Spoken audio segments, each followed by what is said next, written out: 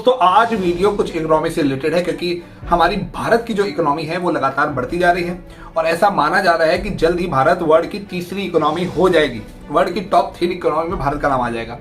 तो इसमें Goldman Sachs का एक बहुत अच्छा खासा रिपोर्ट है जिसमें वो 2050-2075 तक के एक सिनेरियो के बारे में कहा गया है कि भैया ये कैलकुलेशन के हिसाब से ये सिनेरियो हो जाएगी जिसमें भारत शायद अमेरिका को भी पछाड़ दे, चाइना तो पछाड़ेगा ही पछाड़ेगा।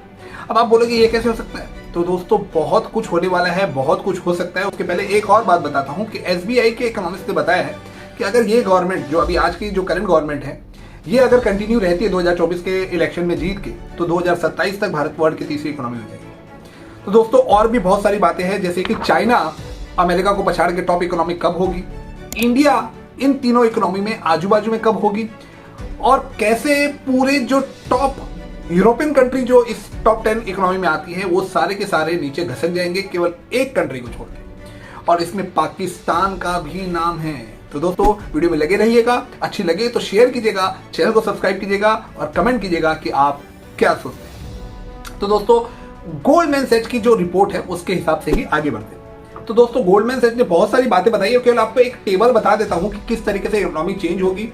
2050 के इकोनॉमी में उन्होंने ट्रिलियन डॉलर के हिसाब से, डॉलर जो कि अमेरिकन डॉलर है उसके हिसाब से इकोनॉमी का एक टेबल बताया है जिसमें भारत की जो इकोनॉमी है वो टॉप 3 में आने के बाद उसकी जो इकोनॉमी की वैल्यू है वो क्या हो जाएगी, चाइना की क्या हो जाएगी और अमेरिका की क्या हो जाएगी।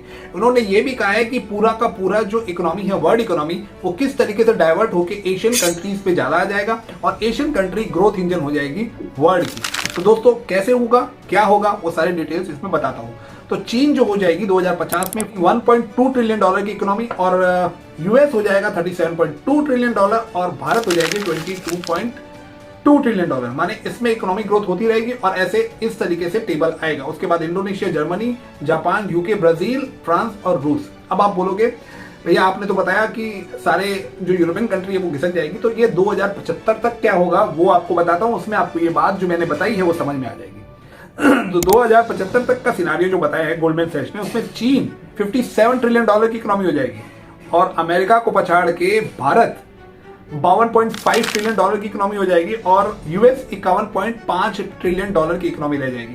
तो ये जो तीनों कंट्री है इनकी इकोनॉमी लगभग आजू बाजू में ही मंडराती रहेगी। इसमें अमेरिका का जो वर्चस्व है वो धीरे धीरे कम होता रहेगा, पर इसमें जो यूरोपियन कंट्री है वो कैसे डाउन हुई और कौन सी कंट्री उनको रिप्लेस करके ऊपर आ रही है वो ये है इंडोनेशिया, नाइजीरिया, पाकिस्तान, मिस्र, ब्राजील, जर्मनी, यूके। तो ये सब जो है जर्मनी और यूके ये टॉप 10 में रहेंगे। और आप बोलोगे पाकिस्तान कैसे, तो ऐसा कहा जा रहा है कि जिस कंट्री के पास, जैसे कि पाकिस्तान की पॉपुलेशन भी बहुत ज्यादा हो जाएगी, लेबर बहुत ज्यादा रहेंगे, सस्ते लेबर अवेलेबल रहेंगे, तो उस कंट्रीज की ग्रोथ इंजन थोड़ी सी बढ़ने के चांसेस ज्यादा है, इसलिए पाकिस्तान की इकोनॉमी भी बढ़ने के चांसेस ज्यादा है। तो दोस्तों उस समय तक हम रहे ना रहे पर हमें इसका जो ट्रैक है वो तो समझ में आ ही जाएगा। आपको क्या लगता है जरूर कमेंट बॉक्स में कमेंट कीजिएगा, लाइक कीजिएगा, अगर चैनल पे नए हैं तो मेरे चैनल को सब्सक्राइब कीजिएगा। मिलते हैं अगले वीडियो में नई जानकारियों के साथ। बाय।